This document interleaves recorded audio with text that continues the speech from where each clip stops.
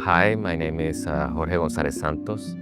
I am from Puerto Rico, from Borican. I'm a visual artist. I'm also a crafter. I also involve in the community of crafters from my archipelago in the Caribbean. So I also work within the field of pedagogy, of education.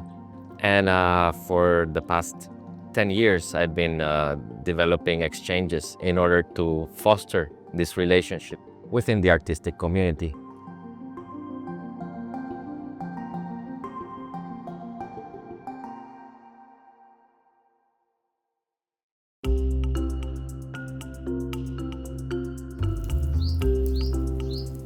So here in this space, in this house, we have been able to settle principles of our practice, of engaging in principles of communality.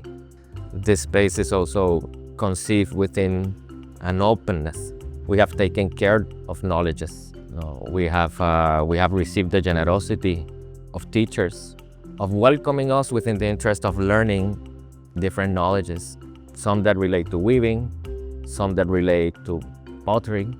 It also gathers from that history of engaging with others within those principles, and also committing oneself to really cultivate, what it means to learn a craft, to spend the required time in order for that to be part of your making, your body.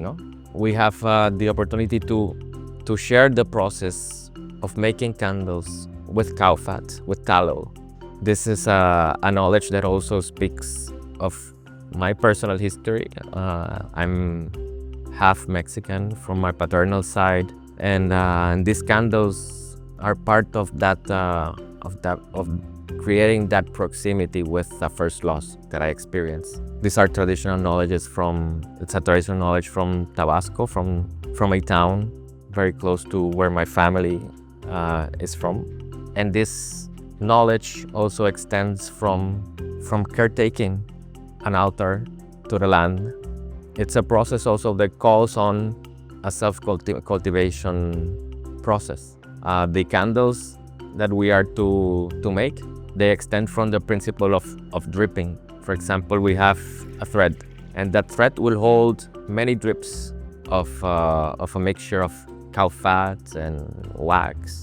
And that principle, which is how traditionally candles are made from, has been organized in a way of how to produce many.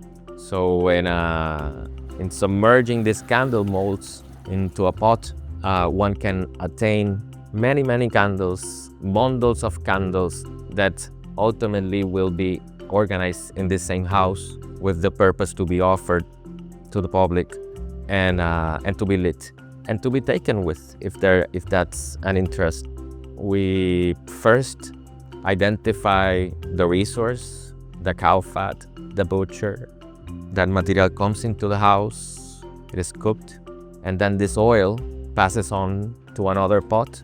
And with this mixture of wax, with the cow fat in particular, you need to affix that mixture a little bit. So wax allows that possibility that we have been preparing for several months towards this moment. And that preparation also refers to past experiences. So it's a continuous development. We're in a continuous form that's aware of its transformations, So I believe that in my practice, one is to call for those spaces. One is to call for spaces of transformative growth. There is an acknowledgement to a mystery that we are to be humbled upon, that we are to learn from it, From the point that this space is no longer kept to the measure of an initial plan or a determination, so that from that point forward, I'm hopeful that it will unveil possibilities, the interactions that are to happen, the passing of knowledges that could be transferred. Those are the hopes. Mainly, we are to take an opportunity upon how to engage within the opportunities of naming these elements and welcoming together, of welcoming light, of welcoming the sun, welcoming fire.